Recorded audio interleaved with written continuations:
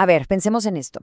¿Qué es lo que hace que una acción sea legalmente un delito? Y ojo, no es nada más una cuestión de si algo está bien o mal. El derecho tiene un método, una especie de maquinaria muy precisa para decidirlo. Hoy justo vamos a desarmar esa maquinaria, pieza por pieza, para entender cómo diablos funciona. La respuesta a esta pregunta es increíble, porque no se basa en opiniones, sino en un proceso súper riguroso. Imaginen que cada acto que parece sospechoso tiene que pasar por varios puntos de control, como si fuera un filtro. Si no logra superar el primero, ya ni siquiera se molesten en analizar el segundo. Vamos a recorrer ese camino juntos. Y bueno, aquí está nuestro mapa. Primero, vamos a ver el plano general, la famosa teoría del delito. Después, nos vamos a los ladrillos, o sea, el acto en sí. Luego, nos preguntaremos si había una buena razón para hacerlo, nos meteremos un poquito en la mente de quien lo hizo, y al final, veremos cómo todo esto nos lleva a un veredicto. Miren, los sistemas legales no actúan por puro instinto, ¿eh? Usan una herramienta clave que se llama teoría del delito. Pensemos que es como el plano de un arquitecto, una guía súper detallada que se sigue al pie de la letra para saber si, legalmente hablando, se ha construido un crimen. Y esta cita, la verdad, lo resume a la perfección. No estamos hablando de filosofía en las nubes, no. Es una herramienta práctica, de uso diario, con un objetivo clarísimo: analizar un hecho real, de carne y hueso, para contestar una sola pregunta: ¿hubo delito o no hubo delito? Punto. Aquí están. Estos son los famosos filtros. Imaginen que un acto tiene que pasar a través de 3 puertas de seguridad. Y en ese orden. Si se atora en la primera, ahí se acaba todo. Solamente si logra cruzar las 3 podemos empezar a hablar de un delito.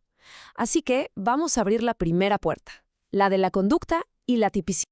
Muy bien, entramos al primer filtro, el mero punto de partida.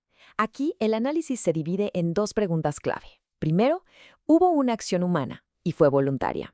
Y segundo, ¿eso que se hizo encaja como pieza de rompecabezas con la descripción de un delito que viene en el Código Penal? El primerísimo elemento es la conducta. Y aquí la palabra clave es voluntario. O sea, los malos pensamientos no cuentan, ¿eh? Tampoco un actor reflejo, como cuando tocas algo caliente y por instinto quitas el brazo y le pegas a alguien sin querer. La ley solo se mete a analizar lo que una persona decide hacer, o a veces lo que decide no hacer. Ok, una vez que tenemos una conducta voluntaria, viene el paso de la tipicidad. Piensen en esto como una llave y una cerradura. La acción que se cometió, que sería la llave, tiene que entrar perfectamente en la descripción del delito que está en la ley, que es la cerradura. Si la ley dice que el robo es apoderarse de una cosa mueble ajena, pues la acción tiene que cumplir con cada una de esas partes. No vale que se parezca, tiene que ser un match exacto. Y ojo, no es una sola cerradura. El Código Penal es, un llavero gigante con cientos y cientos de descripciones de tipos penales. Hay una cerradura específica para el homicidio, otra para el fraude, otra para el daño en propiedad ajena. La precisión aquí es todo. Si el acto no encaja a la perfección en alguna de estas descripciones, el análisis se detiene en seco. No hay delito. Ok. Supongamos que el acto ya pasó el primer filtro, fue voluntario y encaja en la descripción de un delito. ¿Listo? ¿Caso cerrado? Pues no, para nada. Ahora viene el segundo control de seguridad. ¿Esa acción estaba realmente prohibida? O dicho de otra forma, ¿iba en contra de la ley? A esto los abogados le llaman antijuridicidad. Suena complicado, pero en el fondo es la confirmación de que el acto choca contra las reglas del juego. Sin embargo, y aquí viene lo interesante, a veces el propio sistema legal da una especie de permiso especial para cometer un acto que a simple vista parece un delito. Y esa es justo la pregunta del millón que nos lleva a lo siguiente. ¿Qué pasa si una persona comete un acto típico, como por ejemplo lesionar a alguien, pero lo hizo para defender su propia vida? ¿Sigue siendo un acto contrario a derecho? Aquí es donde entran las llamadas causas de justificación. Son como permisos que la ley otorga en situaciones muy específicas.